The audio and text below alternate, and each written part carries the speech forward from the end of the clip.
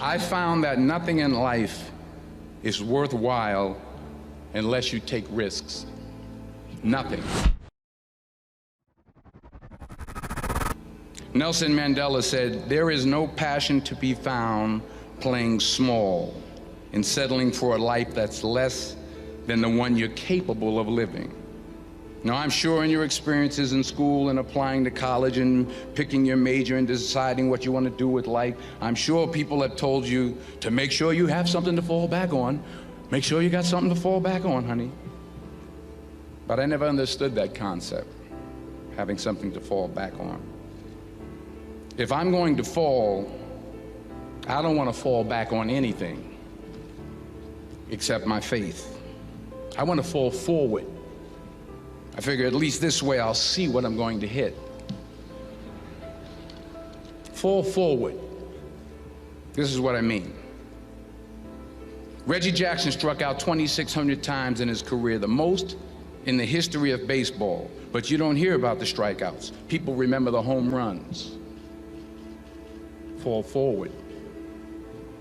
Thomas Edison conducted 1,000 failed experiments. Did you know that? I didn't know that.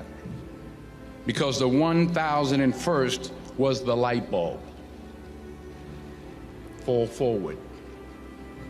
Every failed experiment is one step closer to success. It's good for you to go take your place in the world. Have some ambition. Have a vision. Have a goal. Have a strategy. Try to be a good person. Not because it's your duty precisely, because that's the proper way to live. We're in danger of undermining all of that. And it's not good for people.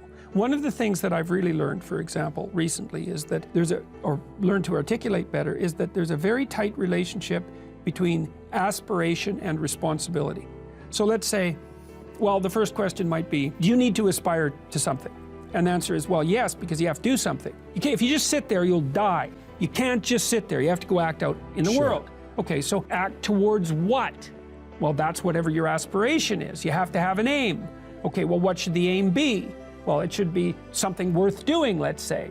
Why do something that you don't feel is worth doing? What do you think's worth doing? Well, if you watch other people and you judge when they're doing something worthwhile, you usually judge them positively if you see that they're taking responsibility, at least for themselves. What, do you want to be completely useless so other people have to take care of you? That's pretty pathetic. And maybe you could get your act together so you're taking care of yourself and your family.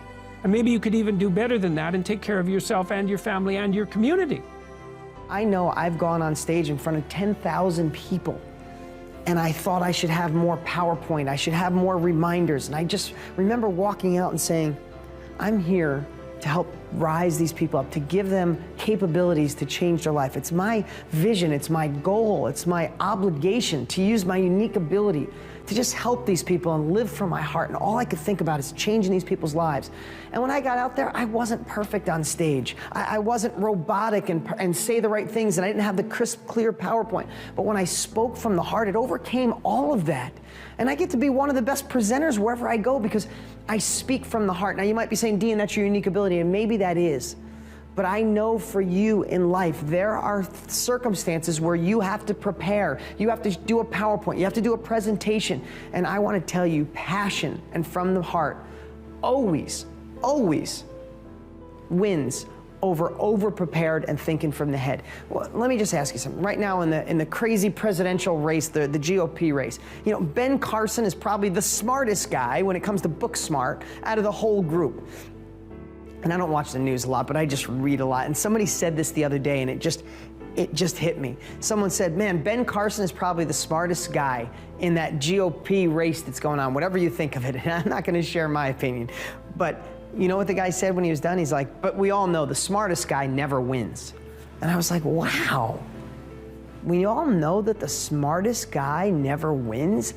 And what does that mean? And it's kind of what I'm sharing today. I'm not saying you shouldn't be smart, I'm sure, and so many of you are probably way smarter than I am. But what I want to tell you is enthusiasm and passion and living from your heart, to me, 100% of the time outweighs being over-prepared and robotic and trying to think what to say.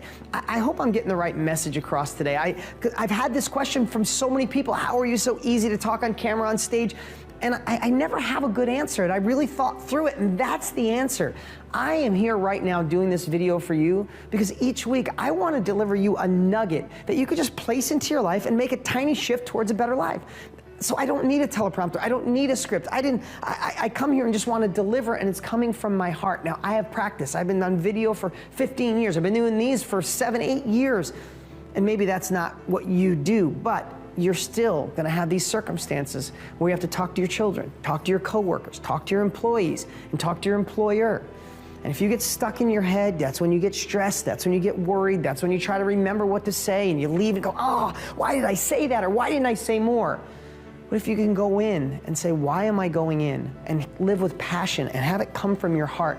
Then that's truly you, and you're giving the answers you're supposed to, from the real you, not the facade that sometimes life makes us wear. One of the challenges I think many people have is really the discernment of information. It's really difficult to know what's the truth anymore, just because information is so accessible. And I used to say that in an age of information, ignorance is a choice. And now we have to confront a whole nother level, and that is the information that we're getting.